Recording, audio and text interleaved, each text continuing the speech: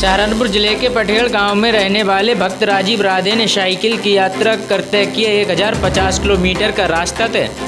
आदित्यनाथ योगी को भगवान मानने वाले भक्त राजीव राधे ने साइकिल से मिलने के लिए लखनऊ या गोरखपुर के लिए साइकिल से 1050 किलोमीटर का रास्ता नाप दिया।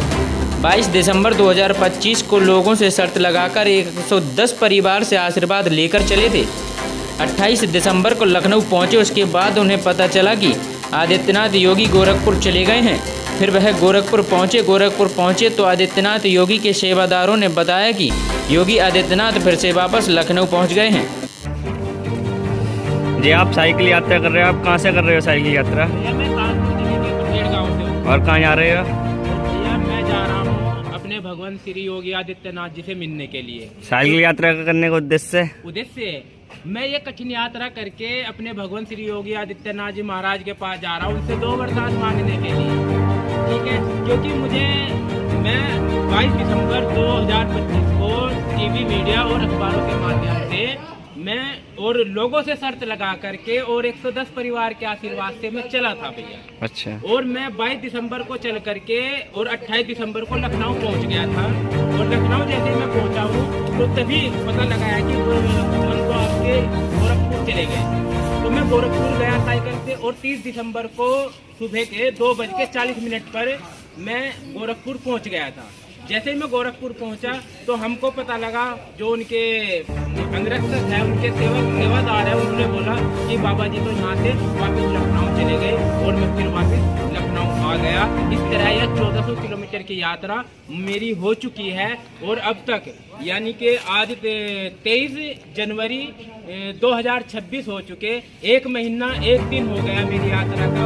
और अब तक मेरे भगवान योगी आदित्यनाथ के दर्शन नहीं हुए और मैं उनके लिए बहुत तड़प रहा हूँ। क्योंकि क्या होता है, मैं जब भी जनता दरबार के माध्यम से जाने की कोशिश की और मैं अंदर तक गया भी, लेकिन उनसे मुलाकात नहीं हो पा रही। क्योंकि मैं जो उनके पुलिस अधिकारी है, बाहर पुलिस वाले खड़े हैं, उनको मैं बार बार हाथ जोड़ के कह रहा हूँ कि आप एक बार मेरा संदेश मेरे भगवान तक पहुँचा दिए, लेकिन वो पहुँचाते नहीं। ऊपर से व्यवहार ऐसा करते हैं जैसे हम पाकिस्तान से आ गए हो या पाकिस्तान के आतंकवादी हो। व्यवहार भी हमारे साथ ऐसा करते हैं और मिलने की मतलब हम हर संभव प्रयास कर रहे हैं, लेकिन वो हमारा संदेश भगवान योगी आदित्यनाथ के पास नहीं पहुंचा रहे हैं। और हमारी यात्रा का जो उद्देश्य है, वो यात्रा का उद्देश्य तो हमारा श्री राधा कृष्णा खाटू श्याम जी धाम है, उसमें पूर्ण सहयोग की अपेक्षा करके मैं आया हूँ।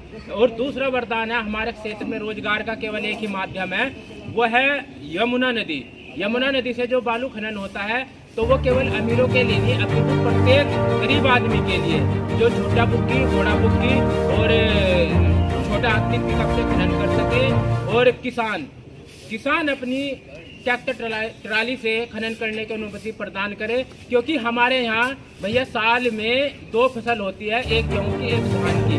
मगर धान की जो फसल होती है वो पूरी तरह बर्बाद हो जाती है अत्यधिक बाढ़ के कारण, अत्यधिक बारिश के कारण। तो इस तरह से हमारे वहाँ पे जो है रोजगार का माध्यम बिल्कुल खत्म हुआ पड़ा है। हर युवा, हर आदमी बहुत परेशान है। और अगर मेरा वरदान मुझे बाबा ने दे दिया तो मेरे लिए सबसे बड़ी खुशी है, क्योंकि मेरे भगवान, मुझे उनसे बहुत उम्मीद है। क्योंकि मैं सबको कहता हूँ कि हाँ, श्री कृष्ण भगवान के प्रकट हो चुके हैं भगवान श्री योगी आदित्यनाथ के रूप में। जय श्री राम।